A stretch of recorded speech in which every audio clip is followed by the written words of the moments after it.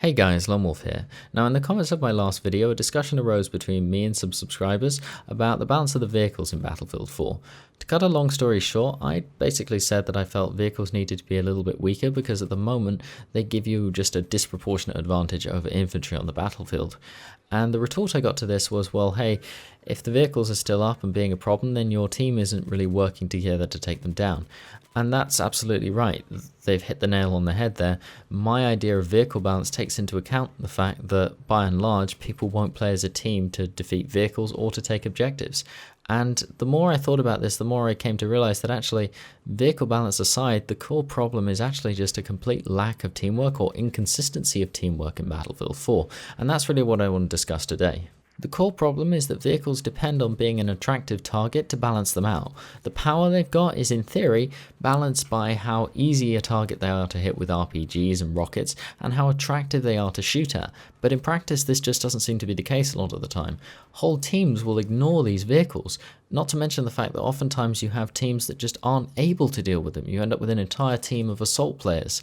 And this just leads on to my general complaint, which is that teamwork in Battlefield 4 is so difficult to come by that I've almost given up. In fact, I pretty much have given up playing solo. I will only join games if I have a squad to play with where I know I'm going to get some support. Now, I just want to take a second to address the people who think that team play and objective play is optional and that we should be tolerant of those who want to play the game however they like.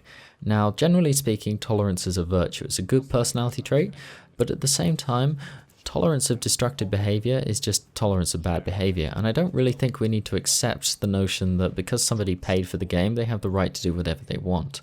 DICE is clearly intended for people to have a lot of freedom to go about getting objectives and killing enemies. That's clearly their intent, but at the same time, you can't have everyone just doing whatever the hell they want. In real life, where there is quite a lot of freedom, at least in most countries, you can't do just whatever you want. There are still societal rules, and whether we like it or not, the multiplayer gaming community in Battlefield or whatever game is a society of sorts, and you do need to respect the fact that you're playing with other people, you're not playing in isolation. This collective apathy for team play actually just hurts everyone. It's not like it just hurts those people who are really tryharding and really enthusiastic about team play. It hurts everyone, it's just that some people don't realize it so much. For those enthusiastic players who want to play objectives, who are perhaps very high skill players as well, they're frustrated by the fact that when they try and get an objective, nobody helps them out and they get killed. They're frustrated by the fact that they often end up in spawn trap positions because they haven't managed to hold on to enough objectives. They're frustrated with the situation you have with vehicles where one tank driver is able to roam around the battlefield almost completely unimpeded because your team won't work together to take them out. But for those lower skilled players, or for those who perhaps think that team play isn't for them and it doesn't really matter who wins the game in the end, the bit that seems to be completely unrecognized there is that actually the course of the game will be much more enjoyable for them if they're actually focusing on objectives and if their team is doing well as a group, not just individually. If you aren't the strongest player out there, then the last thing you want to do is make the game about you versus the strongest. And that's exactly what happens if everyone just plays for themselves. If you make it about individual gun skill versus those top tier players, or maybe your skill in a vehicle against those top tier players, you're going to lose. So make it about taking objectives and taking control of the map. Intelligent strategic decisions, coordinating with your team, because that's where you stand some chance. That's where you've got a real opportunity to actually win, and that's where you're going to be able to find success. Not only that, but you're also going to feel more involved and more relevant if you're on a winning team, rather than at the moment where those high skilled players are just carrying everyone else and the rest of the team doesn't get to do much. And if you're on a losing team, then you're much less likely to end up in that spawn trap position that nobody really finds enjoyable. To be honest, I don't even think the people who trap them there find it fun.